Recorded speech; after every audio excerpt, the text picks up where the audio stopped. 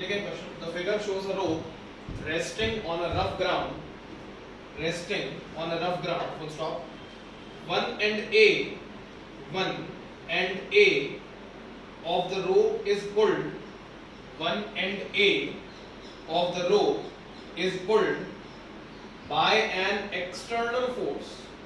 By an external force such that it moves at a uniform speed v, such that it moves with a uniform speed v. So stop. If the mass per unit length of the rope,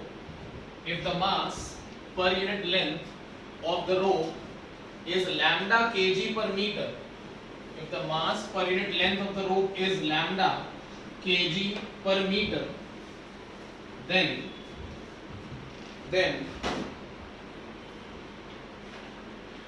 find the power associated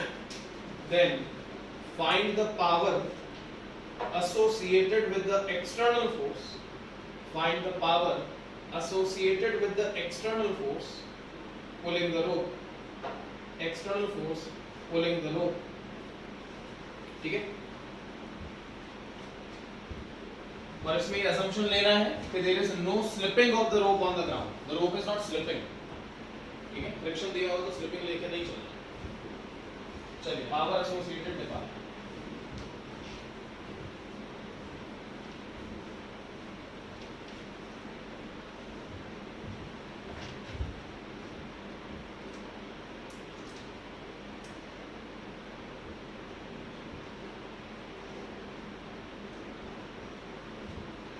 question में अगर आपको diagram चाहिए तो मैं बना देता हूँ. वैसे ये ग्राउंड है और ग्राउंड पे उस तरीके से एक रोप रखी है.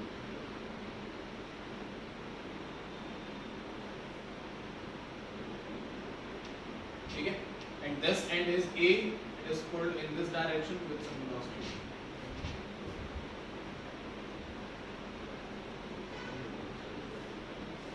ग्राउंड और रोप के बीच में friction lambda kg per metre.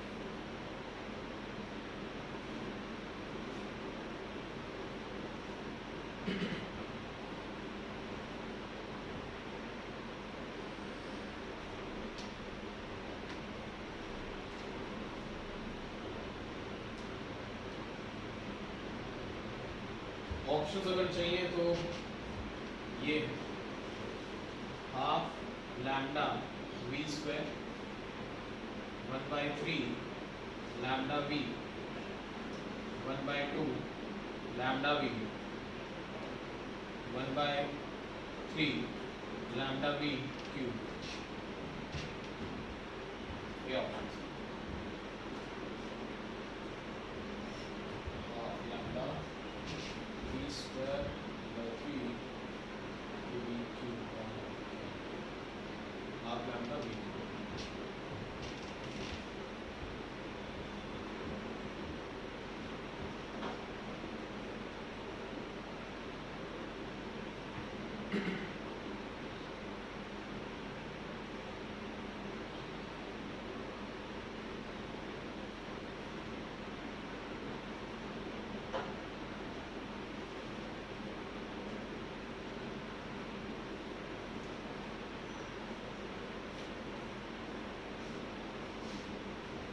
चलो देखो सुनो, तो बताता हूं। एक बात को समझना, जब ग्राउंड पे इस तरीके से रोक रखी हुई है ऐसे, और तुमने इस पॉइंट को पुल किया, ठीक है, तो दो बातें कर रही है, यहां से कुछ हिस्सा इधर खिसकेगा और यहां से कुछ हिस्सा इधर खिसकेगा। तो यहां से जितना लेंथ इधर खिसकेगा उतना ही लेंथ उधर जाएगा। इसका मतलब है कि रोप कितना चली, अगर ये dx मीटर होता तो ये भी इधर dx मीटर चलता, तो रोप कितना चली 2dx। ये बात समझ पा रहे हैं? तो डिस्प्लेसमेंट ऑफ द रोप अगर आप लोग कैलकुलेट करेंगे तो वो dx नहीं 2dx है, सबसे पहले बात ये। अब प्रॉब्लम क्या है कि जब वो 2dx क्रिएट हुआ तो वो फोर्स में क्रिएट करा, और उस फोर्स के कारण एक कांस्टेंट वेलोसिटी v प्रोड्यूस हुई, ठीक है, और आपसे पूछा पावर है, तो आपको लैम्डा की टर्म्स में पहले फोर्स का डेटा क्रिएट करना पड़ेगा, multiplied by velocity will become the power. कम से कम ये आपको ऑप्शन देख के सोचने में आना चाहिए, क्योंकि आंसर सारे वेलोसिटी में, तो power is force into velocity, उस टर्म में आपको सोचना पड़ेगा। अब जो डेटा मैंने तुम लोगों को अभी दिया कि भाई जितना डिस्टेंस रोप चली है उसको हम लोग d l मान के चल रहे हैं, तो dl is twice of dx। Now अगर मैं इसको डिफरेंशिएट करता हूं तो dl by dt is equals to 2 dx by dt। समझ पा रहे? श्योर? ओके। अब इतने मतलब जब आपने इसको इस डायरेक्शन में पुल करा, v वेलोसिटी क्रिएट करी है, फोर्स f से पुल करा, तो मोमेंटम कितना बनेगा? What will be dp? तो dp will be equal to dm into v। What will be dm? तो dm will be lambda into dx into v is equals to dp। अब इसको create करने का रीजन क्या है? क्योंकि मेरे को फोर्स चाहिए, एंड व्हाट इज फोर्स? तो dp by dt। गेटिंग? मैंने क्या किया, क्वेश्चन में मैंने ये देखा सबसे पहले कि रोप का एक एंड ऊपर खिसक रहा है, नीचे वाला हिस्सा भी खिसकेगा, तो मैंने dl को 2dx बोल दिया, v equal to dl by dt equal to हो गया 2dx by dt।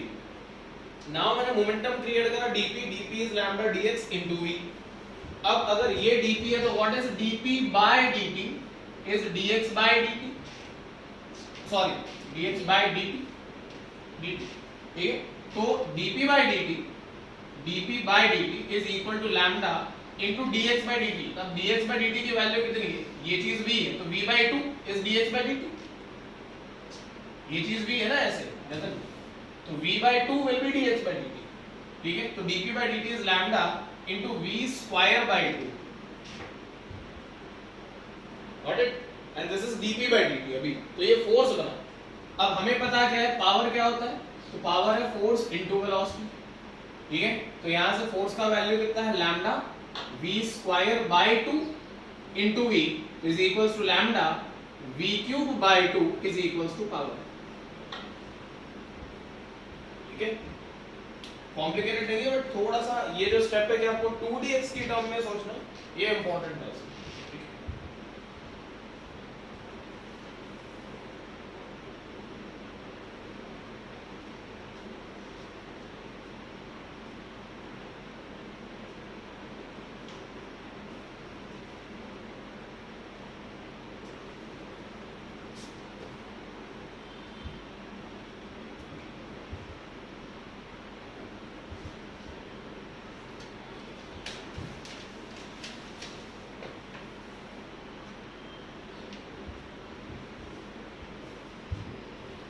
एक टेबल में इस तरीके से एक होल या गैप है, और चेन का कुछ हिस्सा जो है वो इस तरीके से यहाँ पे ऐसे हैंग कर रहा है, और the complete chain, the heap of the chain is lying like this. ठीक है, a heap of chain is on the table and some part is hanging below। ठीक है, the hanging part has a length of x, the hanging part has a length of x। अब question में बोला गया the figure shows the heap of uniform chain of mass per unit length lambda kg per meter, lambda kg per meter। it starts falling through the hole in the surface। ठीक है, ये पूरा लिखना नहीं, बस मेन में data. ठीक है, find the speed, ये लिख लीजिए, find the speed attained by the chain, find the speed attained by the chain as a function of hanging length x find the speed of the hanging chain as a function, the speed of chain as a function of hanging length x.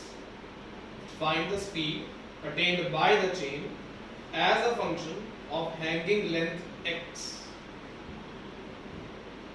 Speed की value निकालो। चलो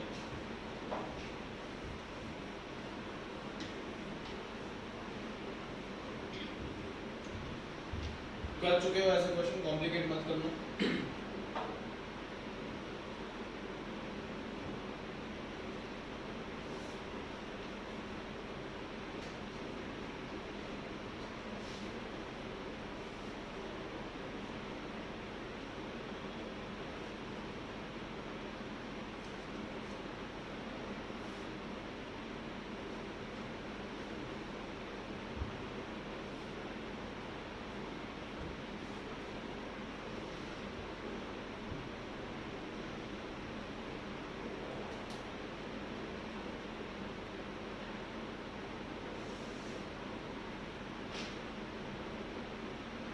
वालों को linear differential equation solve करनी आती है।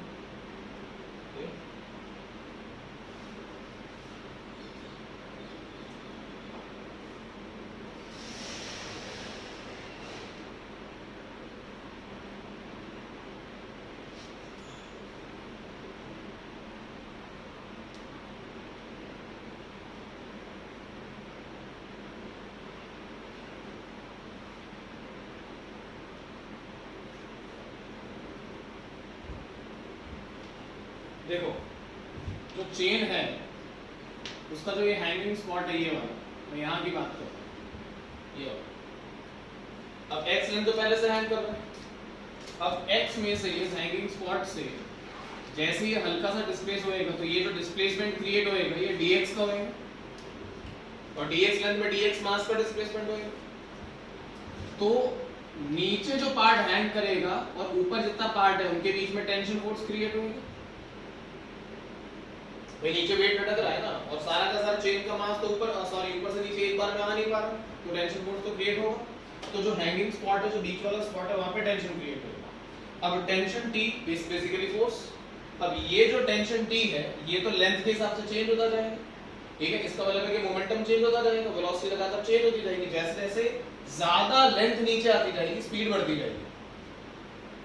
भाई chain का मास जितना नीचे लटकता रहेगा स्पीड बढ़ती जाएगी ना, गॉट इट और not? And hence we can say the tension force capital T is equals to dP by dt. Now what is dP?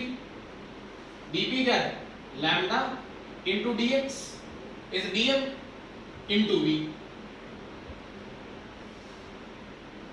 Yes or no? भाई dP क्या है? Momentum of what? The small mass. और जैसे जैसे mass change होता जाएगा momentum बढ़ता जाएगा, मोमेंटम बढ़ेगा तो स्पीड बढ़ेगी, ठीक है। तो ये dP बन गया हमारे पास। अगर ये चीज dP है तो टेंशन की वैल्यू कितनी आ गई हमारे पास? Tension T dP is lambda dx by dt into v gives us lambda into v square। अभी जस्ट करा था ऐसे एक पार्ट। तो this is our tension T। अब अगर ये टेंशन T की वैल्यू है, अगर मैं इस पार्ट पे इक्वेशन ऑफ मोशन या फोर्स इक्वेशन लिखना चाहूंगा तो क्या बनेगा? फोर्स इक्वेशन का मतलब dmg minus something is equals to something, कुछ ऐसा। उसके बिना डेटा बनेगा नहीं। हाँ dmg लगेगा माइनस टेंशन T। भाई सिंपल लॉस ऑफ मोशन लगाना हो क्या, तो dmg का मतलब हो गया लैम्डा इनटू x, ठीक है, into g minus the tension T। तो टेंशन T की वैल्यू कितनी निकाली मैंने? Lambda v square. तो lambda v square is equal to lambda x into x length में 1 मीटर में लैम्डा किलो है, x मीटर में लैम्डा इनटू x किलो है, तो lambda into x kilo is the mass. तो m into a downward force is dominating because chain नीचे जा रही है, तो downward force minus upward force is equal to net force ma। Got it? अब पूरी इक्वेशन में क्या है, कुछ कटपट रहा है? लैम्डा हटा लो तो आपके पास बच गया x into g minus v square is equals to x into a, ठीक है। एक्सेलरेशन को क्या लिख सकते हैं? x की फॉर्म में v du by dx, ठीक है, क्योंकि आपको x की फॉर्म में वेलोसिटी चाहिए ना।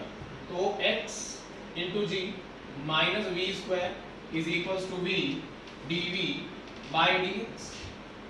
ठीक है, अब इसको अगर सॉल्व करोगे तो कैसे सॉल्व करोगे? कोई मैथ्स वाला बच्चा बताना चाहेगा? पहले कुछ करते हो कुछ मिस किया क्या मैंने? हाँ, एक x मिस कर दिया तो इसको v² बाय x कर लो और x हटा लो। समझ गए? x कॉमन निकाल लिया और मैंने कट कर दिया, ठीक है, और बाय x कर दिया तो इक्वेशन ऐसे बनेगी।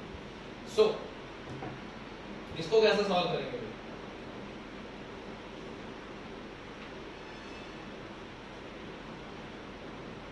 ये तो मुझे तुम्हें बताना।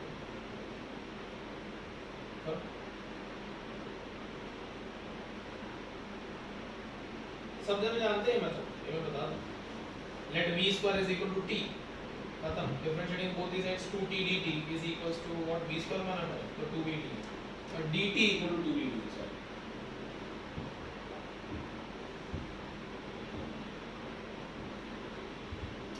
ऐसा किया करते थे हम लोग।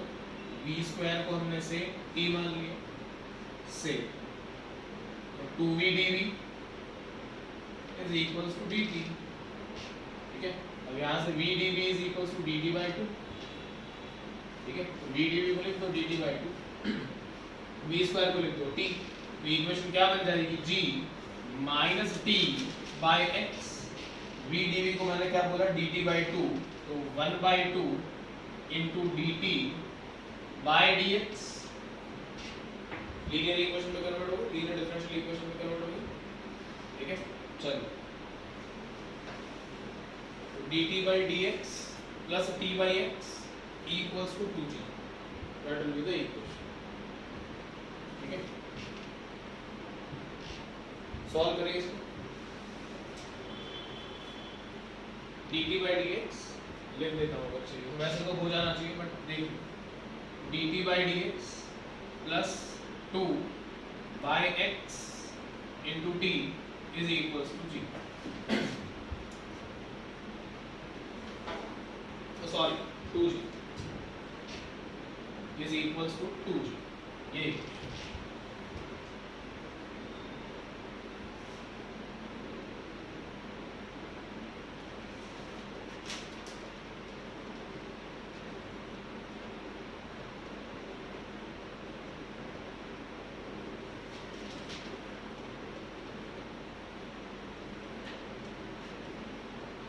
v का आंसर आएगा √2gx/3।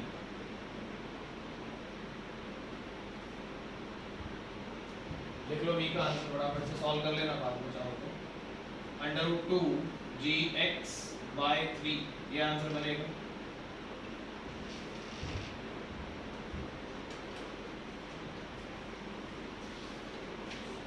सेम क्वेश्चन आया ना है, पैटर्न का ध्यान रखें, पैटर्न इंपॉर्टेंट है।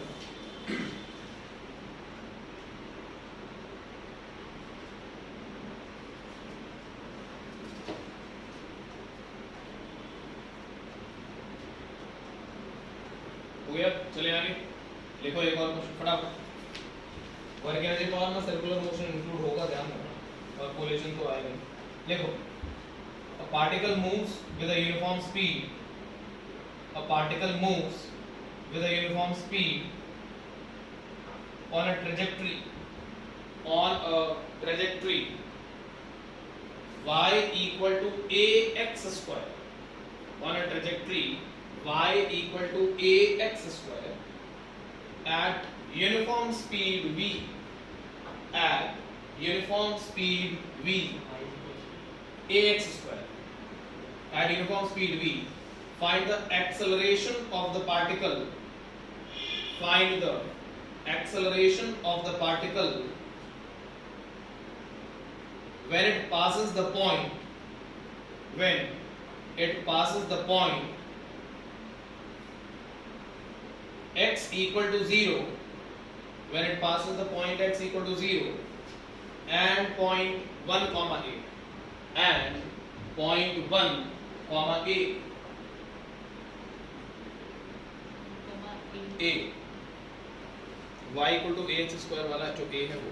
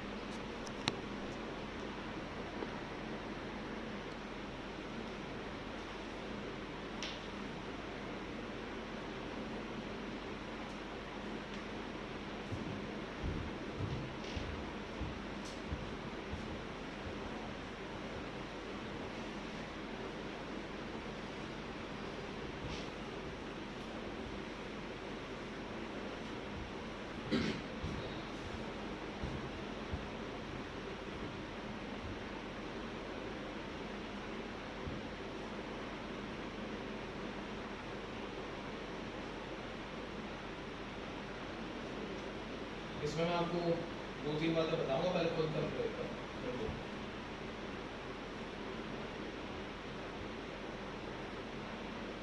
नीट में अगर टफ क्वेश्चन बना तो ऐसा है फॉर्मूला भी।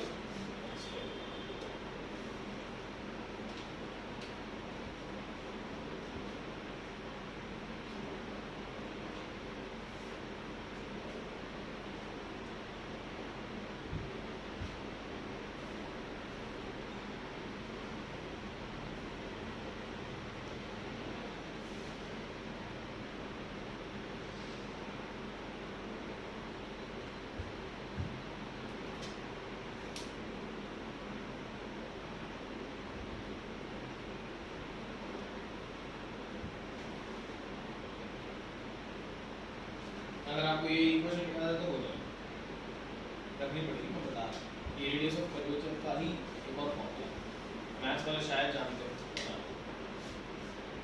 y इक्वल टू x तो पैराबोला का रेडियस ऑफ कर्वेचर इस इक्वेशन से निकलता है, कुछ नहीं करता। उसमें सवाल में बोला है a particle moves with a constant uniform speed along the trajectory this with a uniform speed of v, तो v तो कांस्टेंट है। अब अगर v कांस्टेंट है, इसका मतलब आपको इतना समझ में आ जाना चाहिए कि भाई टेंजेंशियल एक्सेलरेशन होती है rate of change of speed with respect to time, and hence tangential acceleration is 0। So the only acceleration left is the radial acceleration. Radial acceleration वैसे होती है v square by r। अब question में उसने पूछ लिया है कि find the acceleration of the particle when it passes from the point x equal to 0 and the point 1, a। Radius of curvature का ये फॉर्मूला है। अगर इक्वेशन तुम्हारे पास है y equal to a x square, what will be dy by dx? What will be the value of dy by dx? 2ax। And what will be the value of d2y by dx square? Double differentiation तो 2a। Radius of curvature आ जाएगा, x equal to 0 पे आ जाएगा, कितना radius of curvature होगा? आप dy by dx की value यहाँ put करेंगे, d2y by dx स्क्वायर की वैल्यू यहाँ पुट करेंगे, and then you will calculate the radius of curvature at x equal to 0 and x equal to कितना था 1 ये तो x equal to 1 पुट करेंगे, ठीक है, बना दीजिए, हो गया। क्वेश्चन समझ में आ रहा है मैं क्या कर रहा हूँ? ठीक है, बस ये इक्वेशन आपको थोड़ी ध्यान रखनी पड़ेगी।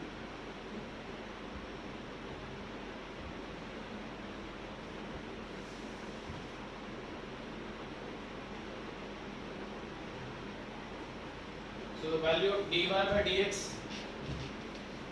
the value of dy by dx at x equals to 0, dy by dx की value it is 0 and d2y by dx square at x equals to 0, अच्छा है ही कांस्टेंट के 2 है, and hence the radius of curvature for the first part of the question becomes 1 upon 2a। हो गया, ठीक है। उसके बाद सेकंड पार्ट में उसने x की वैल्यू को 1 लेने को बोला है, तो dy by dx at x equals to 1 is equals to 2a and d2y by dx square at x equals to 1, वो कितना मिलेगा? अच्छा वो तो है ही कांस्टेंट, तो 2 है, पुट कर दीजिए। तो रेडियस ऑफ कर्वेचर आ गया दोनों केसेस के। हमसे पूछा क्या था? एक्सेलरेशन, ठीक है। तो रेडियस ऑफ कर्वेचर अगर ये है तो इस केस में एक्सेलरेशन कितना बन जाएगा? v square by the radius of curvature, तो v स्क्वायर इनटू 2 है, v स्क्वायर बाय r होता है ना, ठीक है। और वैसे ही नेक्स्ट वाले केस में जो यहाँ पे रेडियस ऑफ कर्वेचर निकलेगा उससे आप पुट कर दीजिएगा, तो रेडियल एक्सेलरेशन का वैल्यू बन जाएगा v स्क्वायर बाय जो भी यहाँ पे रेडियस ऑफ कर्वेचर बनता है वो। Got it?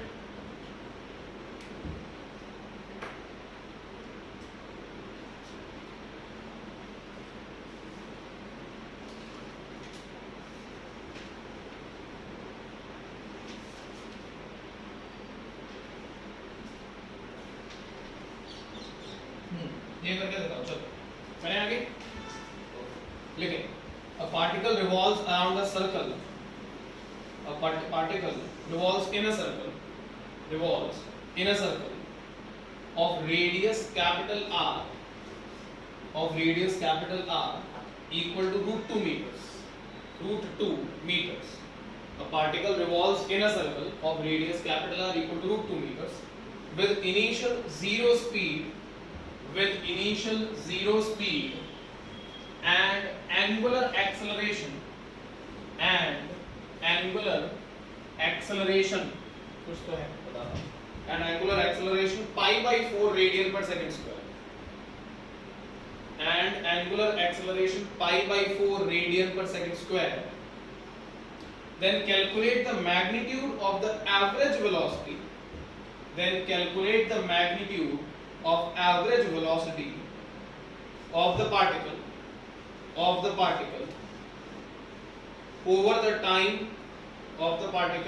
the time it rotates in quarter of the circle. Over the time it rotates in quarter of the circle.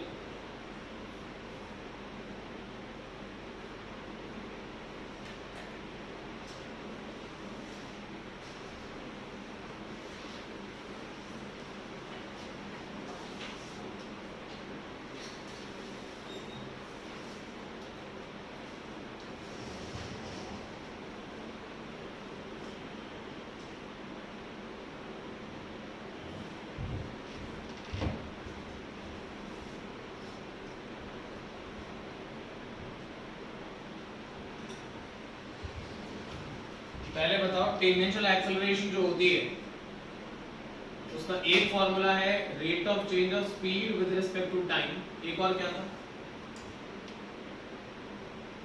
Alpha into are. ठीक है, याद कर लो अगर नहीं है तो। Radial acceleration v square by r और v इक्वल टू क्या होता है omega into r. v equal to क्या होता है ओमेगा क्रॉस आर या r cross omega, omega cross r. Omega into r या आर इनटू ओमेगा जो भी पुट करो तो ये बन जाएगा ओमेगा स्क्वायर इनटू आर। ठीक है, अब क्वेश्चन में उसने क्या बोला हमसे कि revolves in a circle of radius √2। ठीक है, क्वार्टर सर्कल में उसने average magnitude of the average velocity पूछा। ठीक है, फाइन।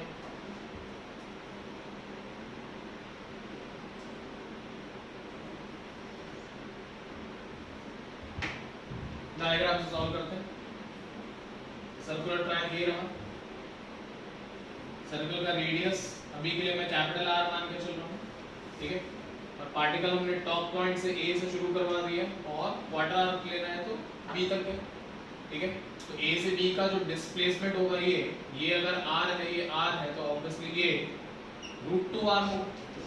ठीक है, अब AT the tangential acceleration is equals to हमें पता है अल्फा इनटू आर, तो what was alpha, I guess pi by 4 है इनटू आर, आर की वैल्यू √2 मीटर्स है, this gives us pi divided by 2 √2 meters पर second square as the tangential acceleration. ठीक है, उसने बोला था कि इनिशियल वेलोसिटी 0 है उसकी, तो रेडियल एक्सेलरेशन इनिशियली तो होगा नहीं। ठीक है, इसलिए मैं कैलकुलेट नहीं कर रहा था। अब प्रॉब्लम ये है कि वो ए से भी कितने टाइम में पहुंचा, कैसे कैलकुलेट करेंगे, तो हमें पता क्या है theta is equal to omega not t plus half alpha into t square and omega not initially is 0। ठीक है, so theta is equals to pi upon 2 is equals to half alpha is pi upon 4 ना, pi upon 4 into t square. इस pi से इस पाई को cancel कर दीजिए, 2 and 2, time t comes out to be 2 seconds। 2 second में तो work कर लिया उसने। अब उससे आपसे पूछा क्या एवरेज वेलोसिटी। ठीक है, तो एवरेज वेलोसिटी का मैग्नीट्यूड पूछा है यार, वो भी तो डिस्प्लेसमेंट अपॉन टाइम कर दिया। ठीक है, तो डिस्प्लेसमेंट ऑलरेडी रेडी है √2 आर। ठीक है, तो आपके पास एवरेज वेलोसिटी का डेटा बन जाएगा, डिस्प्लेसमेंट कितना है √2 आर, तो √2 इनटू आर की वैल्यू कितनी है √2 खुद है right, by r sorry by time, तो time is 2 seconds, तो 1 meters per second is the value of average velocity। ठीक है, टफ क्वेश्चन नहीं है।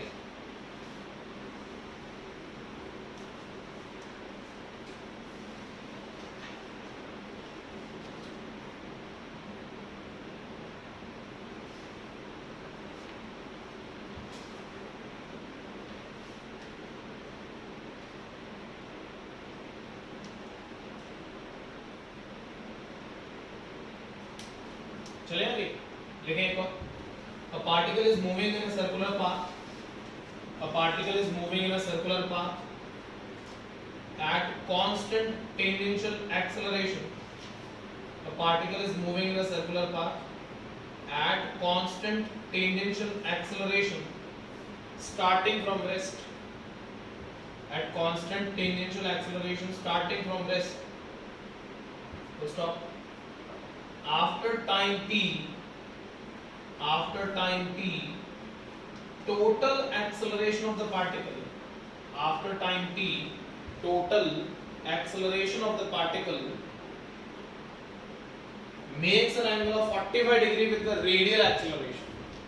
Makes an angle of 45 degree with the radial acceleration.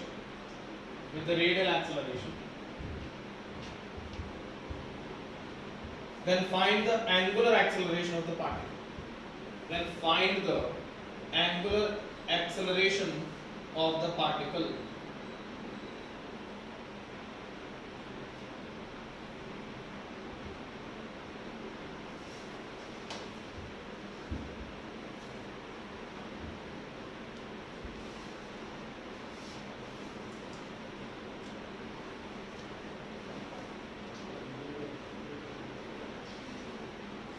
Repeat करो question.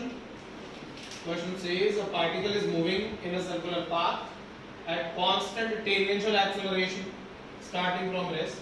After time t, total acceleration of the particle makes an angle of 45 degree with the radial acceleration. Find the angular acceleration of the particle. Question ये कह रहा है कि एक particle है वो इस तरीके से सर्कुलर पाथ पे चल रहा होगा, किसी टाइम t पे वो चला होगा और चलने के बाद मान लीजिए वो इसी पर्टिकुलर पॉइंट पे पहुंचा, तो इस पर्टिकुलर पॉइंट पे उसकी जो रेडियल एक्सेलरेशन है वो सेंटर की तरफ लगती है ऐसे, और ये इसकी नेट एक्सेलरेशन होगी a. तो नेट एक्सेलरेशन और रेडियल एक्सेलरेशन के बीच में जो एंगल है वो 45 डिग्री का है आफ्टर टाइम t. हाँ, तो radial acceleration and the tangential acceleration will become equal after time t. Got it? ठीक है, तो ये चीज दी है और उसने सवाल में दिया हुआ है कि इनिशियल वेलोसिटी तो 0 है. ठीक है, तो after time t the velocity of the particle will be v equal to at. t time के बाद जो वेलोसिटी हो जाएगी वो v इक्वल टू at हो जाएगी, और t टाइम के बाद जो रेडियल एक्सेलरेशन है और जो टेंजेंशियल एक्सेलरेशन है वो दोनों बराबर है, तो मैं उसको v स्क्वायर बाय r तो लिख ही सकता हूं.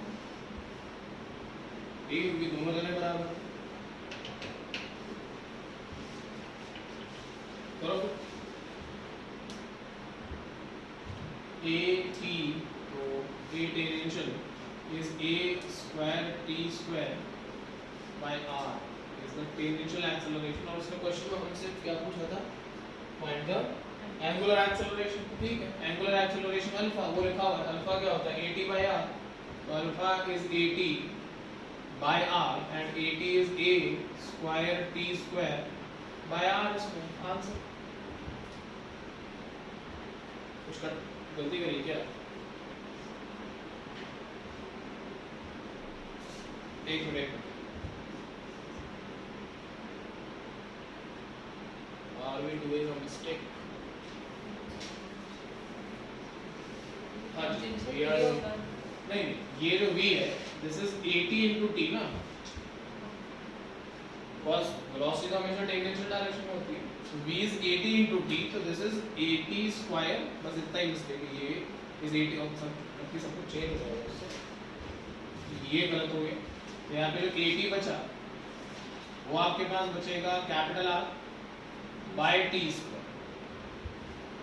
और ये जो at है वो उसको यूज करेंगे तो अल्फा इज इक्वल्स टू होता है at by r. तो at इज दिस, तो r by r into t square, तो alpha is 1 upon t square. हाँ, ये ऑप्शन है. ठीक है, पहले वाले में तो ऑप्शन नहीं बना. टेंजेंशियल वेलोसिटी होती है ना ये, तो you can write v equal to u plus at, but this is not the net acceleration, this is the tangential acceleration. मैंने यहाँ पे a लिख दिया तो मैं net acceleration लेके चल पड़ा, तो गलत हो गया. Got it? Okay. चलो, तो 1 by t square is the answer for this question. लिखें.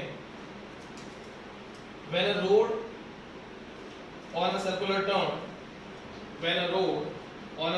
turn is dry, the maximum permissible speed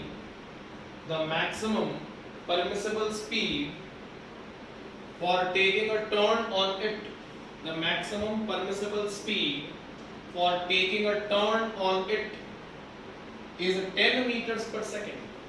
For taking a turn on it is 10 meters per second. So stop. Find the maximum turning speed.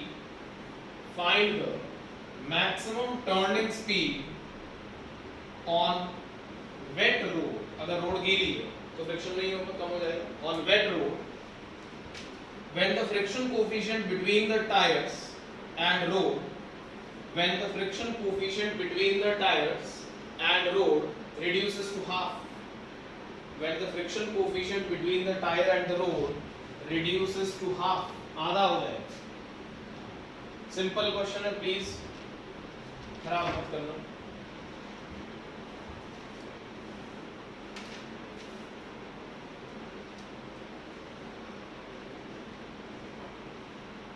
The question is not from banking and lending.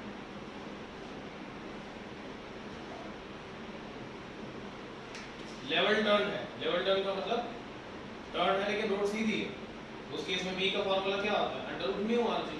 That's it.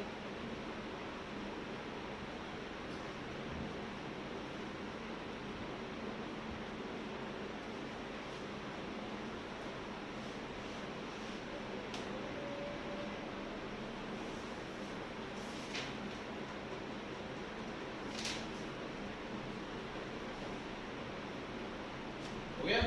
कितना आ रहा है? 5/2 नहीं तो 5 fraction coefficient आधा तो speed भी आधी है ना? नहीं.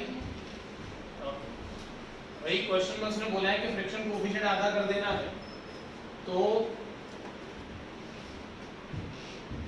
v is equal to formula क्या है? Under root of mu r g. ठीक है. अब this is the maximum possible speed ना फ्लैट रोड पे. This is the maximum possible speed, तो इसकी वैल्यू कितनी है? 10. ये तो क्वेश्चन में दी है when the road is dry. ठीक है. अब ड्राई रोड में 10 पे चला पाते हो तो वेट रोड पे तो कम ही चलाओगे ना, ये तो श्योर है. शॉक चढ़ा तो बात अलग है. ठीक है. तो वेट रोड पे अगर हम बात करें wet road, so in that particular case the speed will be v max dash is equal to under root of mu rg by 2, क्योंकि फ्रैक्शन कोएफिशिएंट आधा कर दो तो mu rg का रूट क्या है? 10 by root 2 becomes 5 into root 2 meters per second. खत्म. ठीक है. रेशियो कितना बनेगा तो वो भी देख लेना. 1 by सॉरी हां 1 by root. Ratio wise question पूछ लेते हैं. 1 by root. ठीक है. Next question please. A bike rider wishes to circle inside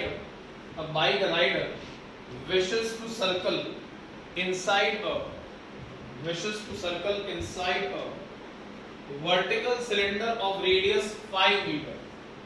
Wishes to circle inside a vertical cylinder of radius 5 meter. ठीक है. पता ना बहुत को हुआ 5 metre with a speed of 5√5 meters per second. With a speed of 5√5 meters per second. Find the minimum value of coefficient of friction. Find the minimum value of coefficient of friction between the tires and walls. Between the tires and walls of the well.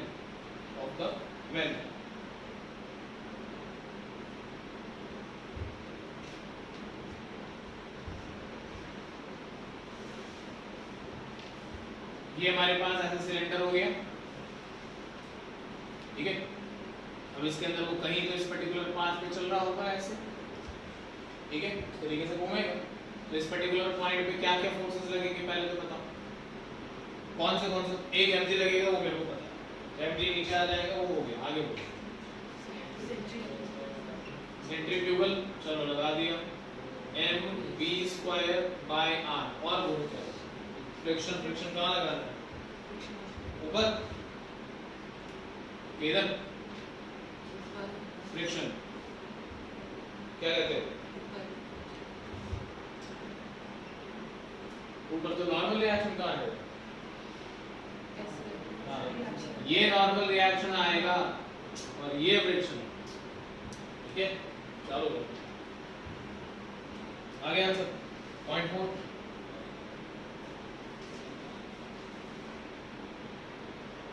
Normal reaction centrifugal को balance करेगा, friction mg को balance करेगा, और कुछ भी नहीं करना है इसमें। ठीक है, normal reaction will be equal to the centrifugal force mv square by r, frictional force which is equals to mu into nr will be equal to mu into m v square by r will be balanced by the force mg। ठीक है, बस हो गया। यहाँ से m से m cancel कर दीजिए, mu की वैल्यू फाइंड करनी है हमें, तो g into r divided by v square put कर लीजिए। तो दैट्स इट। लिखें एक और क्वेश्चन फिर, इसमें क्वेश्चन पूरा मत लिखना, मेन डेटा लिख लीजिए। A pendulum bob has a mass of 200 grams। Next example में a pendulum bob has mass of 200 grams and a string of length 130 centimeters, a string of length 130 centimeters is hanging from the ceiling। मतलब जो ball है वो connected है, ऐसा नहीं कि ceiling पर रोप अलग है और बॉब अलग है। ठीक है, क्योंकि ऐसा नहीं बोला ना कि यार अटैच, जैसे बॉब तो टेबल पे रखते थे, रस्सी लगा दो। ठीक है, आगे लिखें, it is taken aside to a position where the string is kept taut। It is taken aside to a position where the string is kept taut at a horizontal distance of 50 centimeter, at a horizontal distance of 50 centimeter from the vertical line, taut at a distance of 50 centimeter from the vertical line, From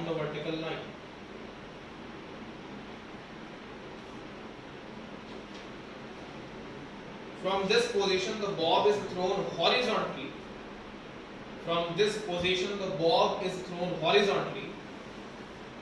at speed with which it continues to perform UCM, uniform circular motion। At this position the bob is thrown horizontally at speed with which it can perform uniform circular motion। Find the time period of this motion। इसमें कुछ पूछ रहा है? ठीक है, question बहुत simple है। ये वर्टिकल लाइन मान ली हम लोगों ने और ये पॉइंट ऑफ सस्पेंशन मान लिए।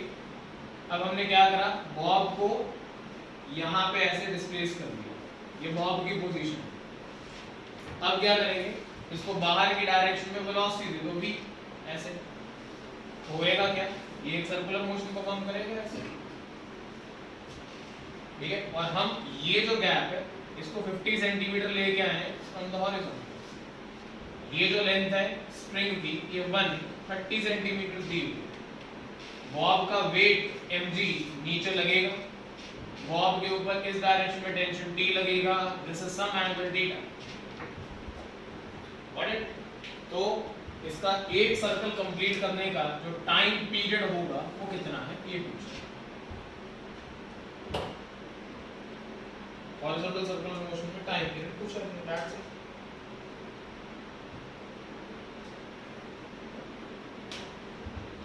अगर आपको ये देख के सीधा ये याद आ जाता है तो बहुत अच्छी बात है, नहीं आता है तो भी आपको पता है क्या करना है। v is equals to under root of r g tan theta। ये ना सोचे कि देखा हुआ ये तो मैं ये बना कैसे, वो दिमाग में आ रहा है कि नहीं आ रहा, ये सोचिए कैसे कर रहे थे। टेंशन T यहाँ पे लग रहा है तो टेंशन के दो कंपोनेंट्स आते हैं ऐसे, This angle is theta, so this angle is theta. So this component of tension is T cos theta. This component of tension is T sin theta. इस डायरेक्शन में आएगा m v square by r और साथ में नीचे mg. ठीक है, तो वो T cos theta को mv से बैलेंस किया था, T sin theta को mv square by r से बैलेंस करा था, डिवाइड करा था, v square equal to rg tan theta. ठीक है, और v का under root rg tan theta. v निकाल लीजिए कितना बनेगा. अब ये 13 है, सॉरी ये 130 है, ये 5 है या 50 है, तो ये वाला कितना बनेगा. और विद दिस लेंथ 120. ठीक है, तो tan थीटा आ जाएगा आपके पास 5/12. एंगल की जरूरत ही नहीं.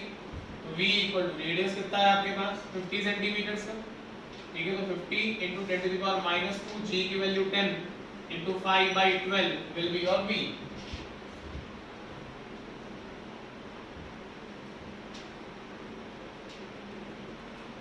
v कितना आ रहा है, रूट की फॉर्म में रखें, 5/2 2 या 5/2 रूट 3 2√3 है आ रहा है v. सो v की वैल्यू आपके पास आई कितना बोले 5/2 रूट 3 मीटर्स पर सेकंड. नाउ टाइम पीरियड निकालना था. टाइम पीरियड क्या बनेगा 2 pi r by v. खत्म. ठीक है, r की वैल्यू पहले पता है 50 सेंटीमीटर, v निकाल लिया. पुट करिए, वैल्यू बताइए कितना आ रहा है.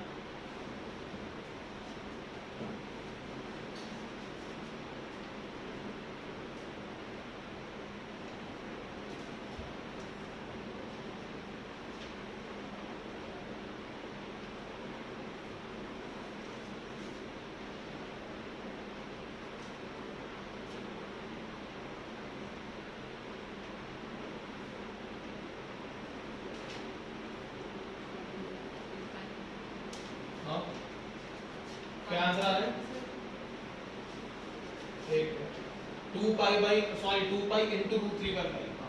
ठीक है, टाइम पीरियड का आंसर फाइनल आ रहा है यहाँ पे 2 pi into √3/5. Oh sorry, 5 is not in the root, right? चलिए और क्वेश्चंस लिखिए फटाफट से.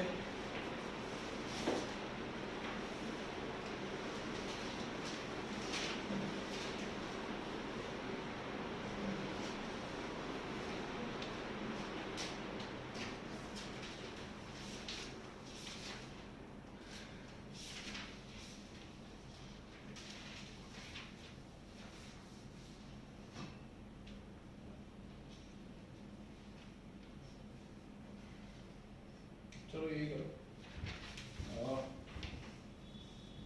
डायग्राम दिया हुआ है क्वेश्चन में, पुली और स्प्रिंग मास प्रॉब्लम है ये. सो एक स्प्रिंग कनेक्टेड है ऐसे. इफ सॉरी एक minute it is connected to a pulley and the pulley is fixed. इसके साथ यहाँ पे मास है, mass is m and the spring is fixed. ऐसे ये डायग्राम दिया हुआ है. Spring constant is k. Question सुनिएगा. A block of mass capital M is connected to a spring as shown in the figure. ठीक है, find the tension in the spring. Find the tension in the spring device. Okay, fine. If the block is allowed to move slowly so that it will be in equilibrium at the lowest position. Question लिख लीजिए. Find the tension in the system, in the device, whatever. Find the tension in the system of a device. Now the first part of the question is दो part है इसमें. If the block is allowed to move slowly, if the block is allowed to move slowly, so that it will be in equilibrium at the lowest position. So that it will be in equilibrium at the lowest position. Second part, if the block is left suddenly, if the block is left suddenly, ये question.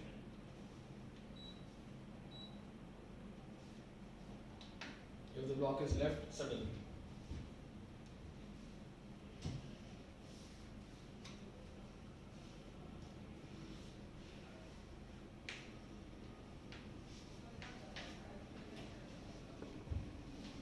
Basic common sense के question है.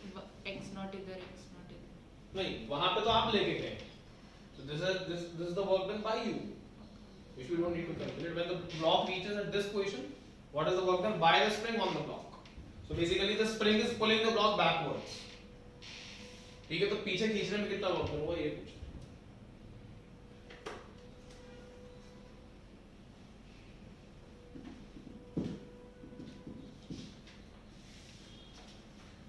अच्छा, first वाली situation आपको ये पता लग रहा है ना कि ये ए वाली सिचुएशन है, बी वाली सिचुएशन है, ये पता लग रहा है ना, दो क्वेश्चंस के जो दोनों पार्ट्स हैं। ए वाली सिचुएशन में स्प्रिंग अपनी नेचुरल लेंथ पे आ रही है, स्प्रिंग फोर्स किस डायरेक्शन में लगा रही है, पीछे, ब्लॉक कहां आ रहा है, पीछे, तो वर्क डन पूछा किसका है, by the spring on the block, तो force applied by the spring is backwards, displacement of the block is backwards, that means the work done by the spring on the block is positive, ठीक है, and what we know is dw is equals to f into dx, ठीक है, तो integral dw is the work done, so w is equal to kx into dx, ठीक है। अब कहां से कहां, लिमिट कहां से कहां, जीरो से x नॉट, x नॉट से x नॉट से जीरो, कुछ मिस हो रहा है इसमें,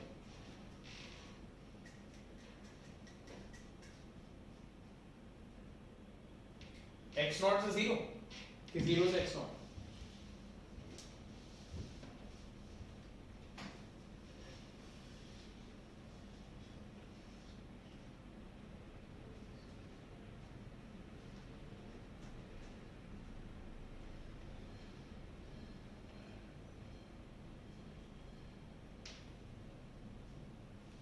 एक चीज को समझो,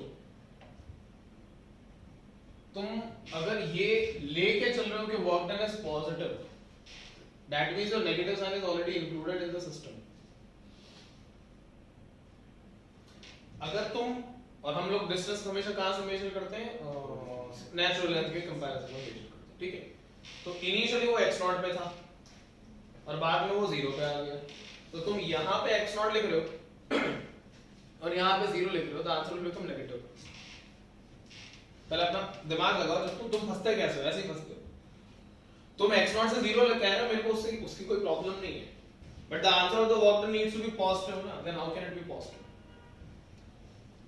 दैट मींस आपने क्या चीज मिस कर दी, f is equal to minus kx का माइनस, समझ पा रहे, या तो फिर दिमाग में लेके चले कि भाई ये वर्क डन पॉजिटिव रहेगा तो इसको जीरो, इसको x नॉट, या तो ये या फिर minus kx dx and x not से जीरो, व्हिचएवर वे सूट्स, ठीक है, तो आंसर बन गया सीधा हाफ या positive half of k into x square, is it okay. अब अपना एक कॉमन सेंस लगाओ, जब स्प्रिंग यहां से नेचुरल लेंथ से अंदर कंप्रेस होएगी तो स्प्रिंग का फोर्स कैसा लगेगा, राइट साइड, भाई स्प्रिंग कंप्रेस हुई ना, तो स्प्रिंग फोर्स कहां लगाएगी, उधर, पर डिस्प्लेसमेंट किधर है, इधर, तो work done has to be negative, and the spring got compressed by the same amount in the question, so same value but with a negative answer, so plus kx square and minus kx square या kx not square will be the answers.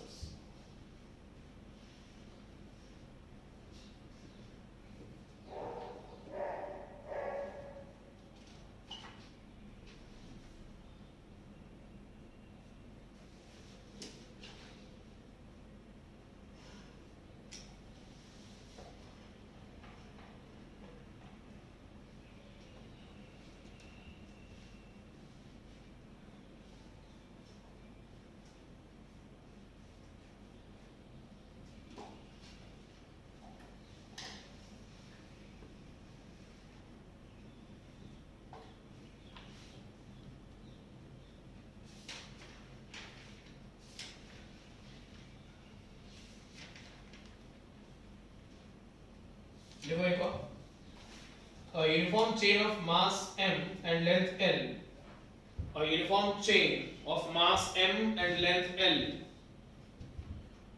is suspended vertically,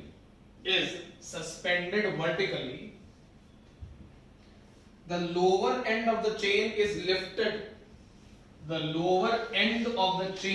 lifted, up to the suspension point, is lifted up to the suspension point, calculate the work done in the process. Calculate the work done in the process. A uniform chain of mass m and length L is suspended vertically. The lower end of the chain is lifted up to the point of suspension. Up to the suspension point. Calculate the work done in the process.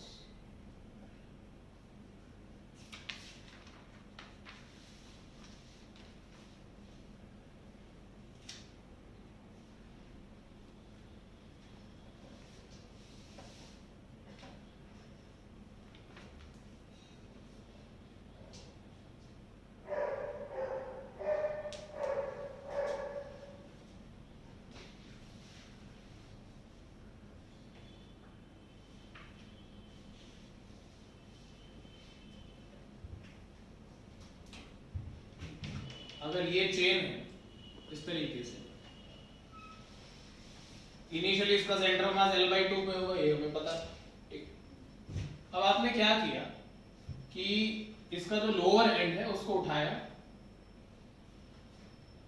और suspension point पे touch करवा दिया, यही तो किया, ठीक है। तो आपने उठाया तो आधे मास को ही है, बाकी का आधा मास तो अपनी हैंग करिए ना एज इट इज, ठीक है। तो centre mass will be at L/4, center of mass will be at L/4 now.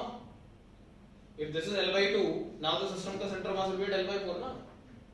Now we have two masses, मतलब m/2 और m/2 दो हो गए ना, तो h of the center of mass will be L/4 at L/4 L/2, और आधे मास का तुम्हें चाहिए वर्क डन, तो क्या जानते हो, work done is equal to m/2, work done in the process. तो आपने इतने पार्ट को उठाया है, तो इतने पार्ट का मास है m/2 into gravity into L/2 बोला, गॉट इट, दैट्स इट। कर लो, यहाँ पे L/2 क्यों बोला था? सेंटर मास राइज कर जाएगा ना ऊपर, ठीक है। और हम दो सेंटर ऑफ मास, नहीं दो सेंटर ऑफ मास नहीं, दो पार्ट्स, हाँ दो लेंस, तो सेंटर ऑफ मास ऊपर राइज करेगा क्योंकि मास को ऊपर लेके गए भाई।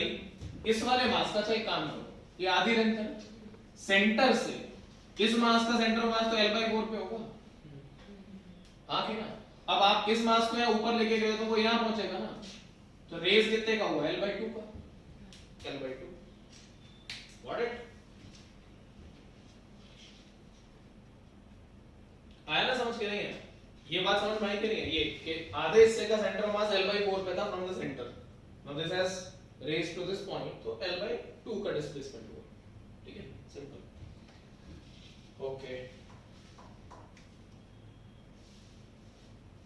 अच्छा 1 जूल वाला तो क्वेश्चन करवा दिया मैंने इसमें, याद रखना कि वो काम का सवाल है, ऐसा ना हो कि सारे जमीन पर हो जाए। अच्छा ये क्वेश्चन करना जरा देखें क्या कॉमन सेंस लगा रहे हैं। A particle is delivered constant power, एक पार्टिकल को कांस्टेंट पावर डिलीवर करवाया गया, a particle is delivered constant power, comma its displacement is proportional to, its displacement is proportional to, first option, इसमें option लिखें, t to the power 1/2, t to the power 1/2, second option t to the power 3/2, third t to the power -3/2, and fourth t to the power -1/2। चलिए वापस एक बार option, second t to the power 1/2, 3/2, -3/2, -1/2।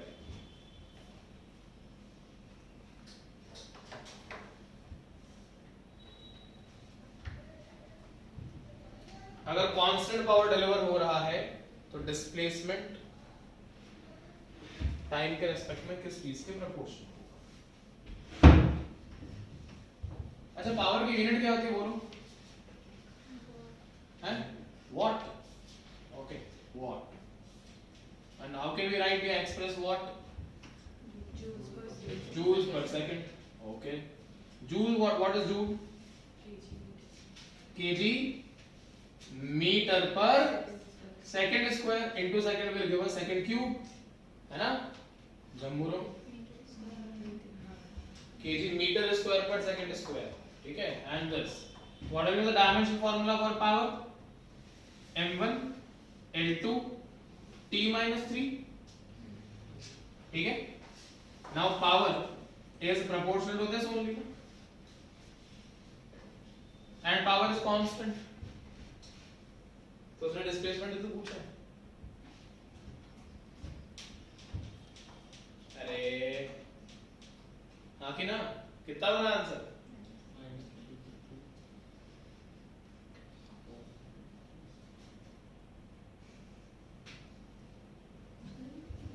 Please. -3 ऐसे नीचे जाएगा तो ऊपर आएगा ना, ऊपर आएगा तो +3 हो जाएगा ना, फिर रूट लोगे तो +3/2 नहीं आएगा. ऐसा मतलब ऐसा टैलेंट लाते कहाँ से हो? एक ऐसा मतलब गलती तो हम कहीं भी करके दिखा दे. नहीं आया समझ? अरे पावर कांस्टेंट है ना भाई. तो -3 मतलब t टू द पावर -3 नीचे चला गया ना. आपको डिस्प्लेसमेंट का आंसर टाइम के टर्म में पूछा है, वेलोसिटी के टर्म में v cube, power is proportional to v cube, ये तो पता ही है. करवाया ना वो ब्लेड्स वाले क्वेश्चन, मोटर बोट और वो सारे.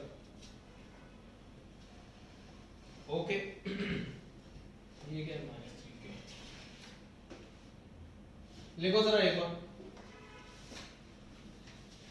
The potential energy of a conservative force is given by, the potential energy of a conservative force is given by capital U equals to K into x plus y. Capital U equals to K into x plus y. किया तो नहीं question? The work done by the conservative force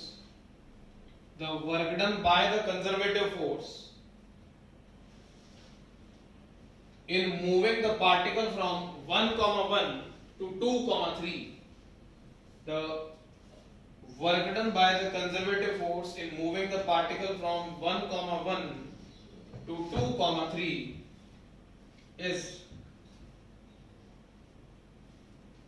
k की form में answer है 3k 6k -k ये k वो k करके दिखाओ फटाफट. 1,1 and 2,3. 1,1 2,3.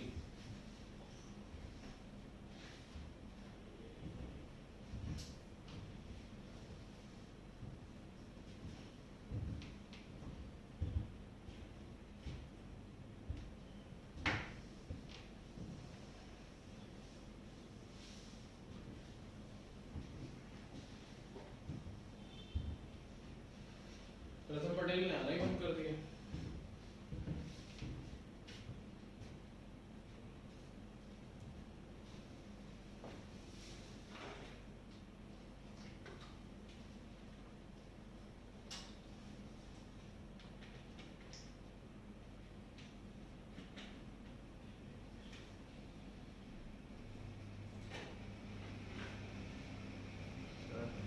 बोलिए. आंसर क्या है? आंसर शायद 3k है. अगर वेट किया तो आप -3k. हाँ पोटेंशियल है तो वैसे उस वजह से किस वजह से? पोटेंशियल क्या पोटेंशियल? एनर्जी वो तो वजह पूरी एक्सप्लेन कर. मैं पूछ रहा हूँ. आपने पूछा पर कौन सी वजह, किस वजह से? उस वजह वो कौन सी वजह है ये तो बता ना, फिर तो मैं बताऊंगा ना कि हाँ इसी वजह से. जवाब तो मैं दे दूंगा. एक मिनट. हाँ कौन सी वजह? हम पोटेंशियल एनर्जी में नेगेटिव क्यों लेते हैं? क्योंकि work done by the conservative force is negative of delta U and hence it becomes U initial minus U final. ठीक है, यही हो जाएगा. तो U initial कितना हो जाएगा? 1,1 पे निकालोगे तो शुभम K into 2, ठीक है 1,1. फाइनल कितना हो जाएगा? U final K into कितना 2,3. 2,3 is 5. So initial minus final will be 2k minus 5k is minus 3. ठीक है, ये ऐसी गलतियां होती हैं ध्यान रखिएगा, एग्जाम के प्रेशर में मस्त एकदम भरपूर गलतियां होती हैं, ऐसे घड़ी लगती गलती होती है, ठीक है। टाइम मैनेज करिएगा, मैं आपको अभी बोल रहा हूँ, टाइम मैनेजमेंट बहुत इंपॉर्टेंट है एग्जाम में। ये ना करें कि 1 घंटे तक बायो चल रही है, खेल खत्म हो जाएगा।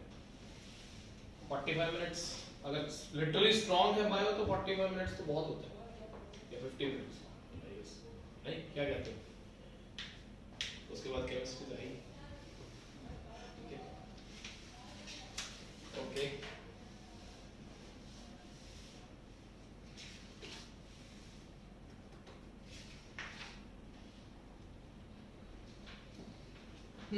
देखो एक और, ये ज्यादा ना बोलो यार, एक minute.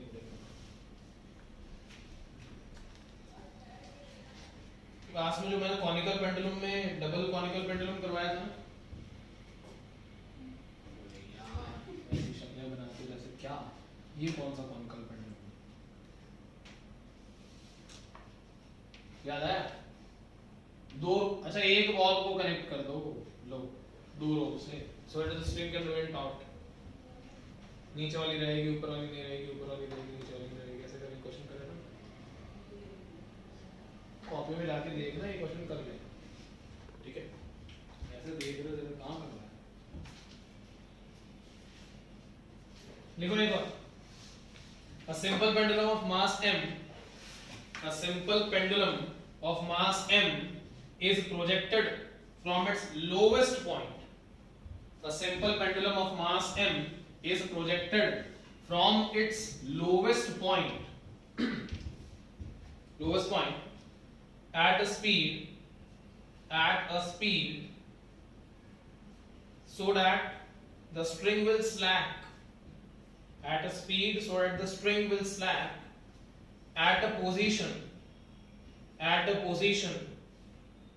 where it makes an angle of 60 degree with the upward vertical, where it makes an angle of 60 degree with the upward vertical, where it makes an angle of 60 degree with the upward vertical। तो ये Bob था ऐसे, और upward vertical का मतलब आप जानते हैं कि ये एंगल 60 डिग्री का जब होगा तो स्ट्रिंग जो है वो स्लैक होगी।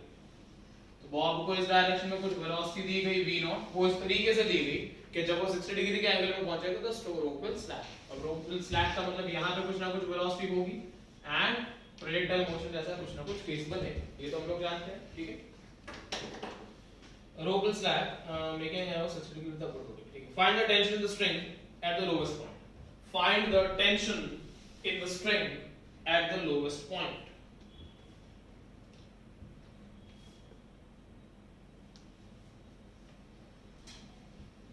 चलिए दो पोजीशंस है हमारे पास, एक पोजीशन A है, तो पोजीशन A पे बॉब का वेट mg नीचे लगेगा, ऊपर टेंशन T लगेगा। इसको अभी हटा देते हैं, प्रोजेक्टाइल लाइन को कोई काम की नहीं, ठीक है। पोजीशन B पे अगर मैं बात करता हूं तो पोजीशन B पे यहाँ पे टेंशन T की वैल्यू 0 है, ठीक है। और इस डायरेक्शन में ये वेलोसिटी v है, तो इस डायरेक्शन में m v² होगा, यहाँ पे रहेगी mv नॉट स्क्वायर/r, ठीक है। और नीचे के डायरेक्शन में यहाँ पे टेंशन तो 0 है, और नीचे के डायरेक्शन में यहाँ पे mg तो लगेगा, ठीक है।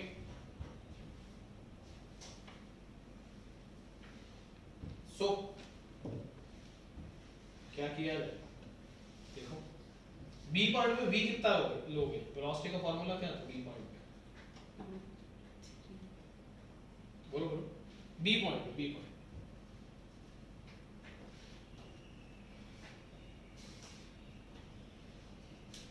कर सकते हो तुम लोग, आता है तुम्हें। v is equals to under root of u² minus 2gl into 1 plus cos theta, है ऐसा कॉपी में तो है ना, पुट कर दो, भी निकाल दो, हो गया। कॉस थीटा में कॉस थीटा की वैल्यू को 60 डिग्री पुट करेंगे, ठीक है। So u² is some v nought square minus 2gl into cos 60 is 1/2 तो 3/2 2 से 2 तो u स्क्वायर माइनस 3gl। हाँ बोलो बेटा cos 60 1/2 ठीक है। सो u स्क्वायर या v nought square minus 3g into l। Tension की इक्वेशन आप a पॉइंट पे लगा ही सकते हैं, बना ही सकते हैं टेंशन की इक्वेशन। और b पॉइंट पे टेंशन 0 है और b पॉइंट पे अगर टेंशन 0 है तो mg के दो कंपोनेंट्स आने वाले ये तो हमें पता है। एक कंपोनेंट mg का यही वाला आएगा, ये वाला, और mg का दूसरा कंपोनेंट यहाँ पे ऐसे आएगा। ठीक है, this angle is 60, this angle has to be 60 and hence m into g into cosine of 60 degree is equal to mv square by r। ठीक है, तो m into g cosine of 60 degree is equals to m into v square by r, ये equation बनेगी। ठीक है, और यहाँ पे tension T is equals to mg plus mv square by r, v not square by r।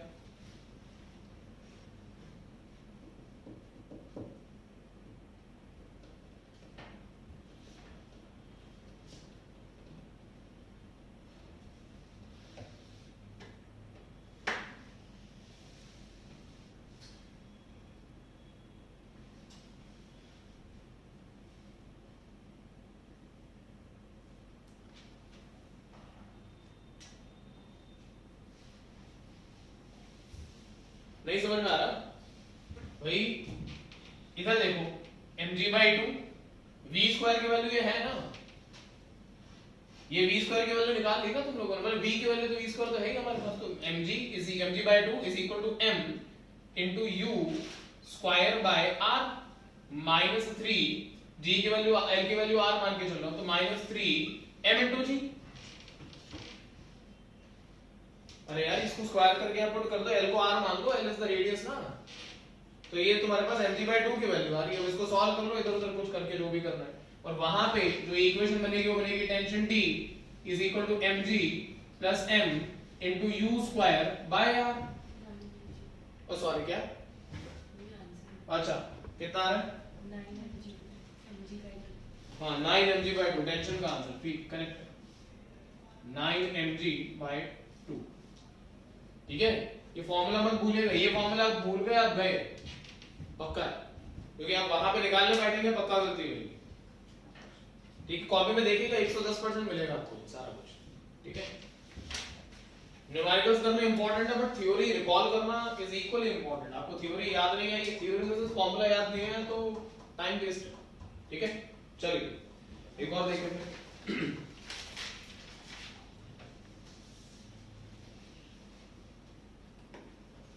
लिखो, a bob of mass m is attached to a string, a bob of mass m is attached to a string of length l,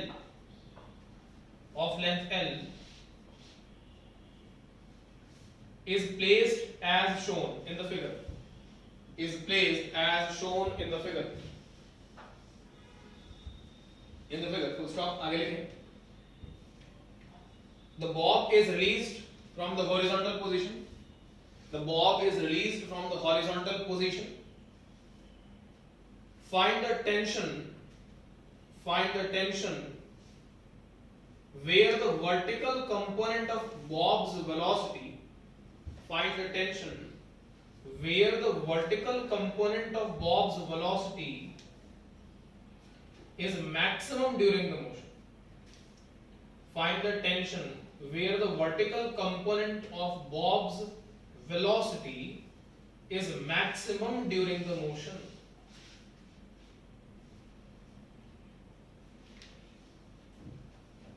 Bob को ऐसे रखा हुआ था horizontal position में, ये wall मान लिया ऐसे, और बॉब को ऐसे अटैच कर दिया इस पॉइंट से, और यहाँ पे ऐसे हॉरिजॉन्टल पोजीशन में रख दिया। अब इसको रिलीज किया तो ये इस तरीके से कोई पाथ फॉलो करता। ठीक है, कम डाउन लाइक दिस। किसी पर्टिकुलर पोजीशन पे आपसे पूछा है जब वर्टिकल कंपोनेंट जो है वो मैक्स नीचे आए वहां से रिलीज करना। ठीक है,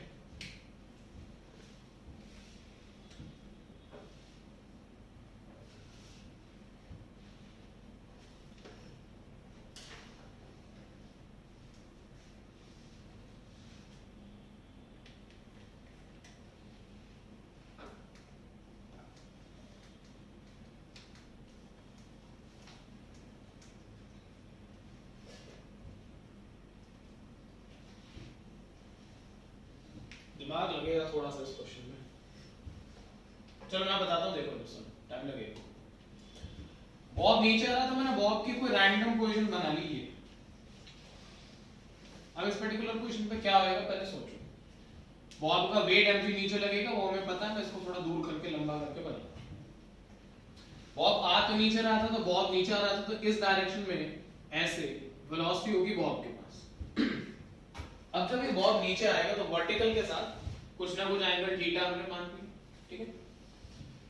नाउ बॉब के पास नीचे आते हुए कौन से एक्सेलरेशंस होंगे, radial acceleration and tangential acceleration. और बॉब जितनी हाइट से नीचे आया वो हाइट ये है,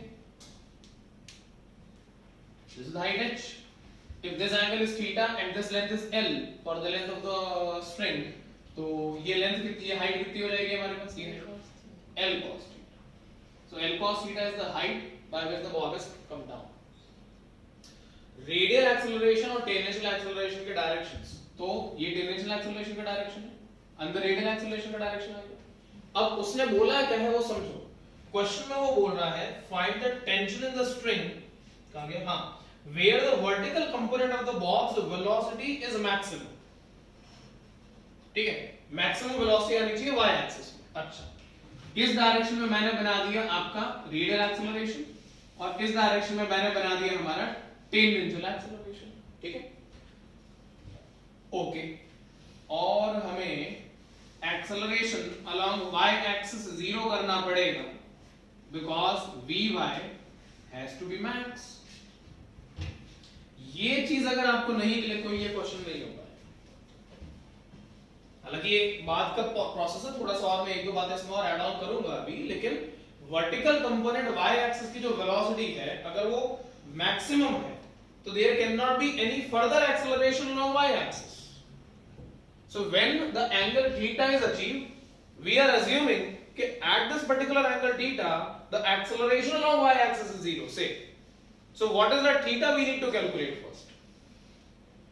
वो थीटा कैलकुलेट करने के लिए हमें थोड़ा और काम करना पड़ेगा अभी, लेकिन पहले पता लगना चाहिए कि भाई किसी रैंडम वैल्यू ऑफ थीटा पे y axis of the acceleration becomes 0 and then at that random value of theta the velocity along y axis is becoming maximum. Is it okay? Sure है? पक्का? Okay. अब पहले ये बताओ tangential acceleration की value g sin theta के बराबर put कर दे।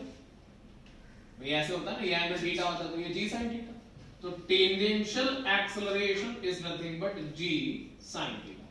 रेडियल एक्सेलरेशन, अच्छा वेलोसिटी का डेटा तो हमने और कुछ दिया ही नहीं है, ठीक है, बना लेते हैं। h हाइट जब नीचे आया तो इनिशियल वेलोसिटी बॉब की 0 थी, तो बॉब ने इस पर्टिकुलर पॉइंट पे जो वेलोसिटी अचीव करी है वो तो under root of 2 into g into h करी है, v square minus u square is 2s।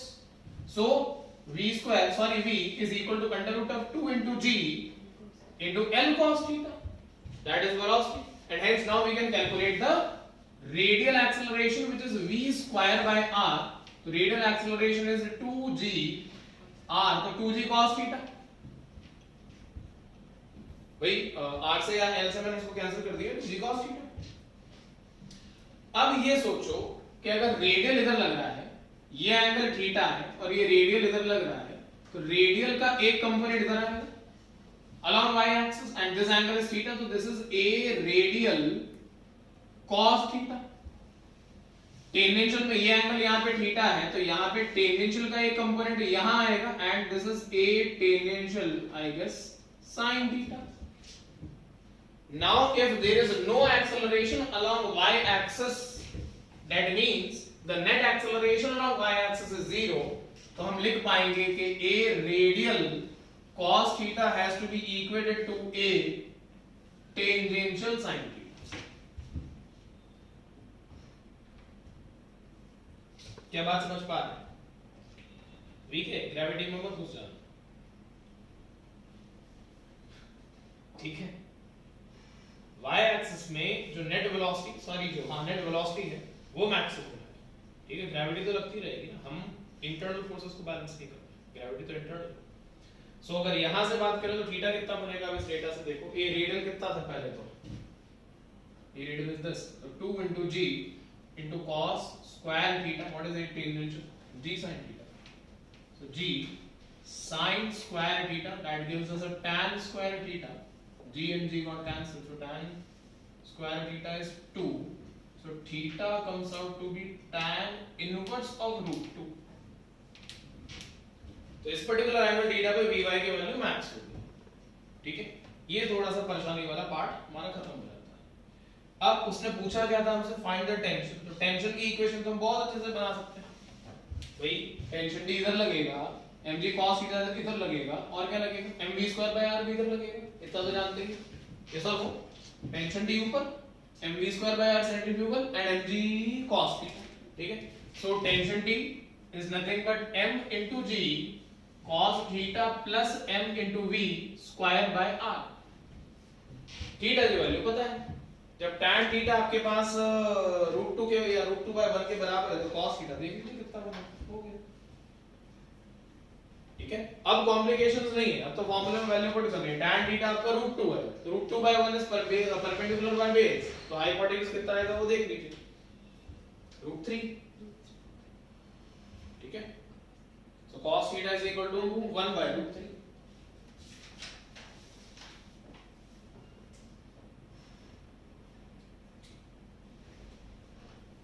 तो v स्क्वायर करना है तो cos थीटा की वैल्यू यहाँ भी 1/√3 पुट कर दीजिए, आपके पास v स्क्वायर का डेटा आ जाएगा, वो यहाँ पुट करना पड़ेगा। आ गया आंसर कितना आ रहा है, √3 mg।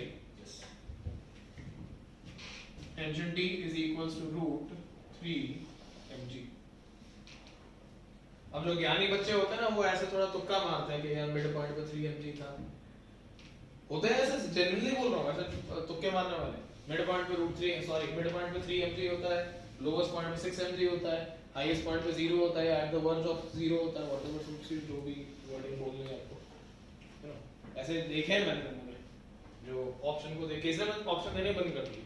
ऑप्शन देता हूं तो फिर वो ऐसा नेगेटिव दिमाग चलता है, सोच ही नहीं पाओगे ना, ऑप्शन नहीं दूंगा तो कहां सोचोगे। क्या लिखो ये, a particle of mass m moves in a circle of radius r, a particle of mass m moves in a circle of radius r with normal acceleration. अच्छा, what is normal acceleration? Normal is the normally as तो tangential, normal tangential,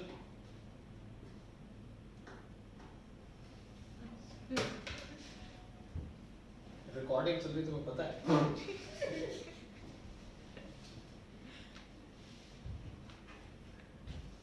बाहर से sofa मंगवाया जाए, नहीं, हाँ। What is normal acceleration? So we don't know any normal acceleration. We are not normal people. Normal acceleration क्या होती है? तेरा मास बड़ा चल रहा है, नहीं, हाँ, खुशी। नॉर्मल एक्सेलरेशन, हाँ, टेंजेंशियल, ठीक है। नॉर्मल एक्सेलरेशन, अच्छा नॉर्मल वर्ड कहाँ यूज होता है ये बताओ, तुम परपेंडिकुलर, तो which acceleration is perpendicular to the direction of motion, ठीक है। ऑल ओवर इंडिया देख रही मुझे, अब तो कभी ना कभी तो देख ही देगी। नॉर्मल एक्सेलरेशन मतलब शाबाश। जतिन को अभी भी विश्वास नहीं हो रहा। नहीं, मैं बोलने वाला था क्योंकि जब हम नॉर्मल रिएक्शन और mv2/r को इक्वेट करते हैं तो हम सेंट्रीफ्यूगल को इक्वेट करते हैं, तो इसके लिए वो कुछ बोलने वाला। तो मतलब नॉर्मल एक्सेलरेशन नॉर्मल रिएक्शन से तो नहीं सोच रहे हैं, वो सच में सोच रहे हैं। ओ भाई, अरे बस हम नॉर्मल रिएक्शन भी तभी लेते हैं ना जब इसमें नॉर्मल रिएक्शन तो है नहीं सर, इसमें टेंशन है ना। लिखो ये भगवान, the normal acceleration varying with time as a particle of mass m moves in a circle of radius r with normal acceleration varying with time as an equals to bt square, as an equals to bt square, b constant है हमें पता है। Find the instantaneous power of all forces acting find the instantaneous power of all forces acting on the particle as a function of time t, on the particle as a function of time t, and the average power for the first t seconds, and the average power for the first t seconds from the start, from the first t seconds from the start. दो question है. Find the instantaneous power of all the forces acting on the particle as a function of time t, and the average power for the first t seconds from the start. तुम्हारा bio का test है ना अभी 10 बजे.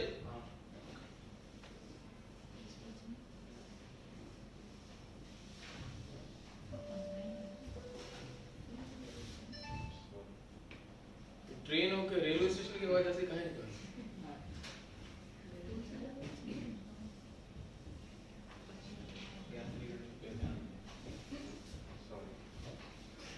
पत्नी वो sorry वाली छोड़ी ऐसी टोन का है.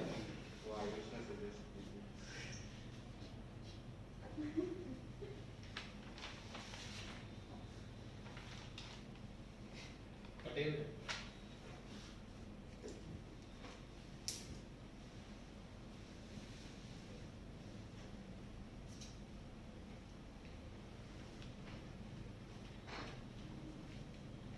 जो बेटा तुमने इसमें कंसेप्चुअल गलती करी ना, तुम्हारी पेन की जो नोक है ना, मैंने वही छुपाने हैं.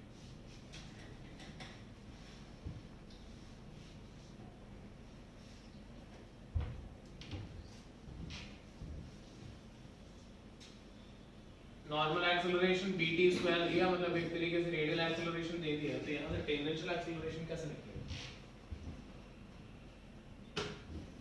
हैं? नॉर्मल एक्सेलरेशन से टेंजेंशियल एक्सेलरेशन भी निकलता है. ऐसा होता है? कैसे? ऐसा कैसे? रेडियल से टेंजेंशियल में कैसे निकलेगा? तो वैसे 90 डिग्री पे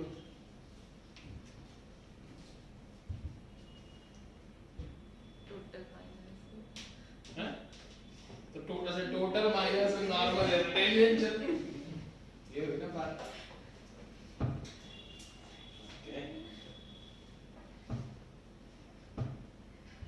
अच्छा, टेंजेंशियल एक्सेलरेशन का क्या फॉर्मूला पढ़ाया मैंने? ये लास्ट क्वेश्चन में करवा लो अपनी बेइज्जती. हाँ, टेंजेंशियल एक्सेलरेशन का मैंने क्या फॉर्मूला पढ़ाया? जतिन आज मैंने कौन सा फॉर्मूला पढ़ाया टेंजेंशियल एक्सेलरेशन का?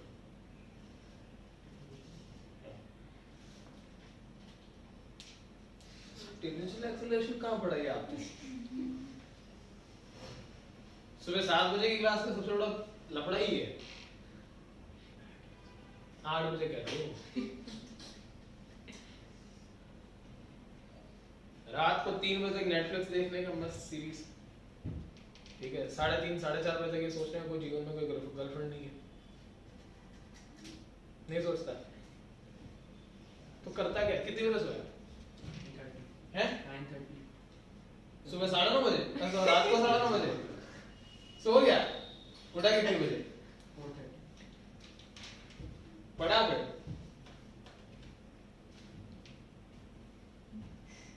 तो अभी जो पढ़ा रहा वो कहाँ गया? 80 कौन है? हाँ, वैल्यू कितनी होती है? बारह नहीं है. ले जाए मुझे हवाएं. पता ही नहीं हवाएं कहाँ ले जाए. ये होता है ना. और ये v स्क्वायर बाय r, तो v स्क्वायर रेडियस दिया है, कुछ वैल्यू दी है रेडियस की नहीं, तो v square is equal to लिख सकते हैं b t square into r. Shubham, अगर ये v स्क्वायर है तो v आ गया as a function of this is under root of b r into t. So this is v as a function of time t. Now we can calculate at du by dt. ठीक है, what is dv by dt? Under root v r.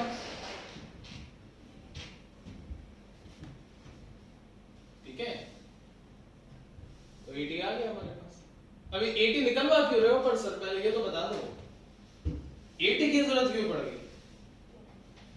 हैं? Eighty की जरूरत क्यों पड़ रही है? इसी का मॉड में कर लो। Why do we need 80? पूछते तो वही, डाउट तो कोई आता ही नहीं। क्योंकि आपको पढ़ाया गया है कि power is equal to force into velocity में जब आप मास इनटू एक्सेलरेशन पे वेलोसिटी लिखते हैं, ये भाई साहब 80 होते हैं, इसलिए निकाला जा रहा है 80। और आपको पावर पहला वाला पार्ट क्या है पावर क्वेश्चन में, इंस्टेंटेनियस पावर चाहिए, तो वो भी as a function of time मिलेगी ना। तो इंस्टेंटेनियस पावर आ गया, m into 80 is under root of v into r, और v is what ये, तो under root br तो m br into t। समझ में? अरे यार 80 की वैल्यू और v की वैल्यू पुट कर दो, दिमाग मत खराब करो। आया समझ के नहीं? ठीक है, ये इंस्टेंटेनियस हो गया। उसने फिर बाद में एक और क्या पार्ट पूछा था, average power. Fine, average power कैसे निकाला जाए?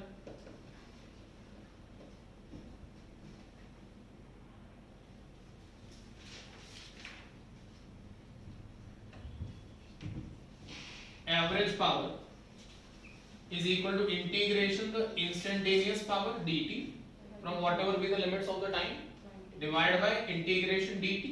t1 t2 अभी के लिए मैं लिख देता हूँ, पुट आप कर लीजिए 0 से t। ठीक है, सो b mbr बाहर आ जाएगा t square by 2, तो t by 2 will be the answer। नहीं समझ पा रहे? Average power is equal to integral from 0 to t mbrt dt divide by integration dt 0 to t, तो dt dt का integration t square by 2, t से t cancel हो गया, तो आपके पास आंसर mb rt by 2 बनेगा। ठीक है, एक काम और कर सकते हैं एवरेज पावर निकालने के लिए, मेथड बता रहा हूं, ध्यान में रखें, बस सेकंड मेथड के तौर पे लिख लो। कभी भी एवरेज पावर पूछे और आपको वेलोसिटी का डेटा पता है, तो आप ये कांसेप्ट लगा सकते हैं जो बता। तो आप सबसे पहले काइनेटिक एनर्जी कैलकुलेट कर लीजिए, half m v square, this gives us half m, what is v square? v square is bt square r, right? bt square into r, and power is basically energy upon time. तो average power क्या बनेगा? Kinetic energy upon time. खत्म। Power average जो होता है वो kinetic energy by time होता है। ठीक है, सो बाय टाइम पुट कर देंगे, तो half m bt r। This another way of the question. चलिए टेस्ट अच्छा यहीं से तो टेस्ट के घर जाके दो। अच्छा ऑनलाइन, ठीक है, कितना ही रखते हैं, कल भी मिल रहे हैं। जब तक अनाउंस ना करो ग्रुप में कि क्लास नहीं है, तब तक क्लास लगातार सेम टाइम सेम टाइम।